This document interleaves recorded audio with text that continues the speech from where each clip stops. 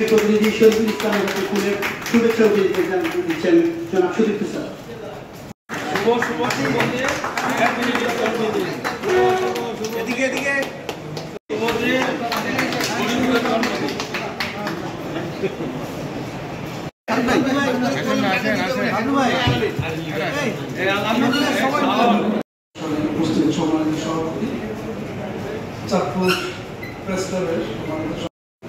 এবং প্রান্তিক মানুষের আইনি সহায়তা প্রদানের ক্ষেত্রে, আইন শৃঙ্খলা রক্ষার ক্ষেত্রে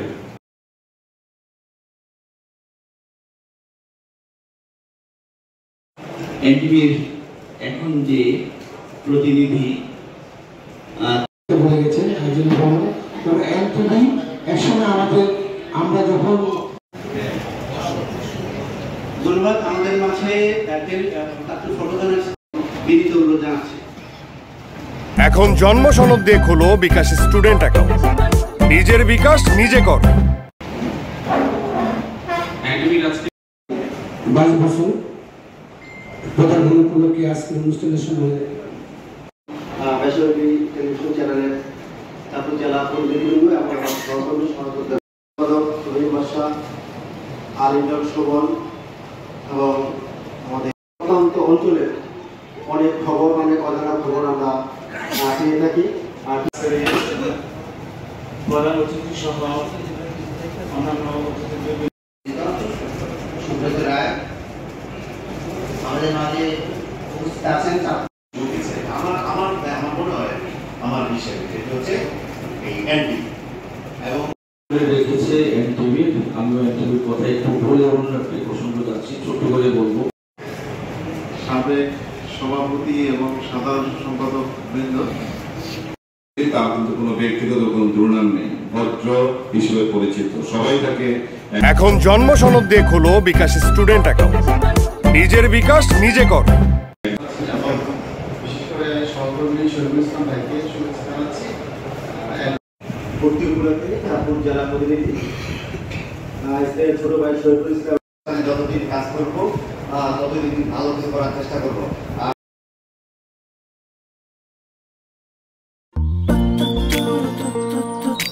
জীবনে এত মেয়ে দেখলাম, কই কোনদিন তো কারোর জন্য এরকম লাগেনি।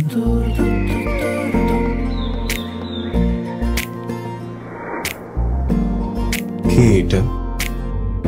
এত মায়া। কেমন আছেন আঙ্কেল? কোন দিক দিয়ে দেখে আমার আঙ্কেল মনে হয়? আরে আপনি আমার মামার ফ্রেন্ড না? কোন মামার ফ্রেন্ড? শামিম মামা। শামিম মামা। আস্তাগফিরুল্লাহ। কি করছিস তুই? না আমার ভাগ্নি মায়া। আমি নাই মামা।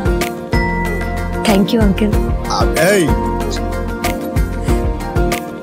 আগে জানলে আমি জীবনও স্বামীর সাথে মিশতাম না। জীবনের প্রথম একটা আমি ভালো লাগলো, সেইটা নাকি বন্ধুর ভাগ্নি।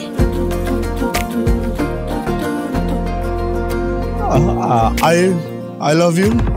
এভাবে শুরু হোক আমাদের গল্পটা। আপনি আমার মামার বন্ধু, মানে আপনি আমার মামা। মামা জানি কথা কার? এই ফুলটা নিয়ে যাও। এভাবে শুরু হোক আমাদের গল্পটা। বাবাজান, আমার বোন আপনার ভাগ্নি, এটাই বাস্তবতা। এই বাস্তবতা মানি না, তাহলে আমি ওর সাথে বন্ধুত্ব রাখবো না। কি রে তুই খারার উপরে পল্টি লই লাইতেছ? জুতা দেবো তোরে। হ্যাঁ জুতাও তো লাগবে এক জোড়া, একটু বাড়াই দিও। হারামজাদা খারাপ।